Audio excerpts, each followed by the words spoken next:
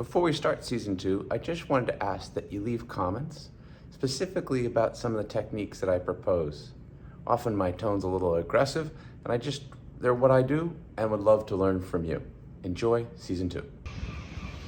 After 6 months of separation, we returned to our fine yacht. And first glance, she looks like she's in great condition. Now we have to figure out how to find a ladder to get up and start our work.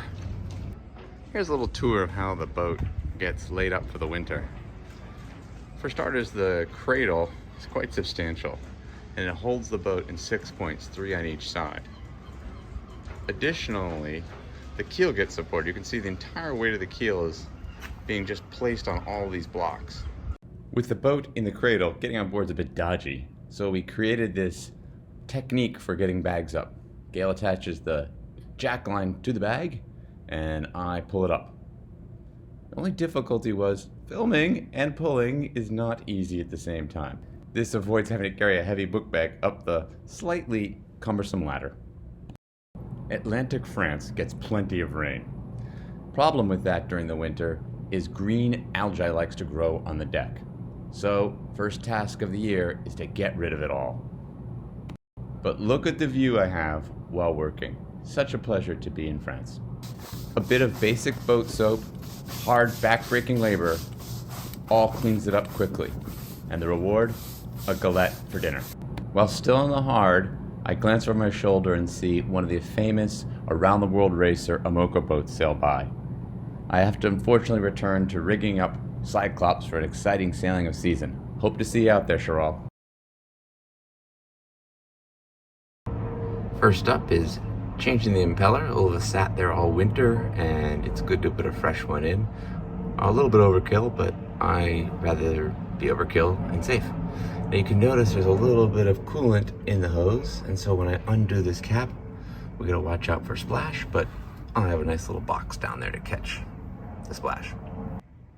Okay, so the faceplate's now been removed, and no fluid came jumping out. Now I will use some pliers to pull out the impeller. Slowly, the impeller starts to emerge. And that's the impeller housing. That area there is what causes the impeller blades to fold and create suction. And there's the impeller. It's been taken out.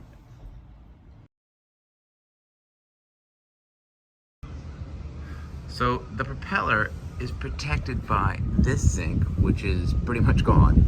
This zinc, which is, I don't call it, 30% gone. And those protect this part of the propeller. Then this is completely different. This zinc job is to protect the sail drive housing. And so I need to come out later and check the continuity test. Continuity test should be, electricity should come from the tip of the propeller, no problem, all the way to the zincs. It should hopefully stop here, and then from the sail drive housing to this zinc. So this zinc protects the sail drive, and these two protect the propeller. So we'll do a little electrical test on that later. All metals can corrode when exposed to electrical current or a different metal. Depending on their chemistry, one metal is the cathode and the other an anode. Fancy way of saying metal will lose material. Boaters put zincs on their boats to protect underwater metal bits, like a prop. For a zinc to work, it must be electrically connected with the object it's protecting. So, one can use a voltmeter to test if a valid circuit exists. When you have a good circuit, the voltmeter beeps. I have two separate circuits, one with two anodes protecting the prop, and one with one anode protecting the sail drive housing. An alternative to putting a block of wood to stop the propeller from turning is to put it in gear. I went with the wood strategy. Well, my thanks to Gori. They include the locking compound, the zinc, the tool, and the bolt. So, okay, here's a little factoid. We're gonna change the Gori propeller. Right there is a little bump, and that bump is matched up with a little hole on the zinc. So you got to put that together, otherwise you're going to have a tough time. Don't forget to put a little bit of thread locker on there, not the tough stuff, but the medium stuff.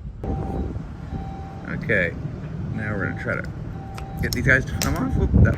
And there are old zincs now. New propeller collar zincs are installed. Beware, sometimes Gori serves up ones that don't fit. The Gori Propeller has 2 forward gears and 1 reverse gear. It is foremost a folding prop to reduce drag in sailing. The overdrive gear is reached by going into reverse and quickly changing into forward without damaging the transmission. Overdrive is more efficient. Be careful not to try to achieve the same revolutions. Now the propeller actually is electrically isolated, so there's maybe a piece of rubber or something like that between the zinc that protects the sail drive ship. So the sail drive's super important, obviously, and we don't want it eaten, and so this gets eaten. This is called the hub, and inside the hub of all sail drive propellers is something which protects the sail drive if the propeller were to strike like a piece of wood or something like that. It would send a huge amount of energy back up into the sail drive, and instead they have basically some type of rubber shocks in there to prevent it. This is Cyclops' grounding plate. Green wires on the 12-volt system lead here. If the 12-volt system were to have a failure, the stray electrons would find this alternate path. Similarly, the 230-volt system uses this to avoid shock hazard. Grounding is very confusing to me, as the word is repeated in many different uses. This odd-looking structure here is not a seacock. What actually it does is it cools the refrigerant from the fridge. And so the fridge coolant, when it gets warm, it gets sent out here, and the seawater cools it a bit, and then it brings it back to the compressor to the rest of the cooling process. They call this keel cooled sometimes, or water cooled. So the plan is to try to figure out whether the rudder sensors are dead accurate. Now, it's pretty difficult to tell on a boat like this. Let me get a little wider angle. But the reason why it's difficult is the shape of the boat doesn't lead you to understand whether the rudder is. Total failure. I guess I have to look at the rudder quadrant to figure out if the measurement is dead straight. So this big bump here is a hull reinforcement. So when you raise the keel touches this. My sexy stainless steel anchor, which, according to SV Canope, a guy who spends his whole days testing anchors, is the best they sell these days.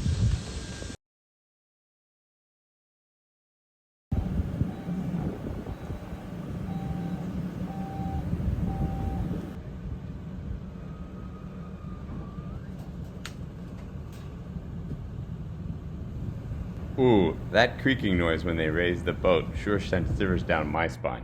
Also, didn't it look like the far wheel went at a different pace?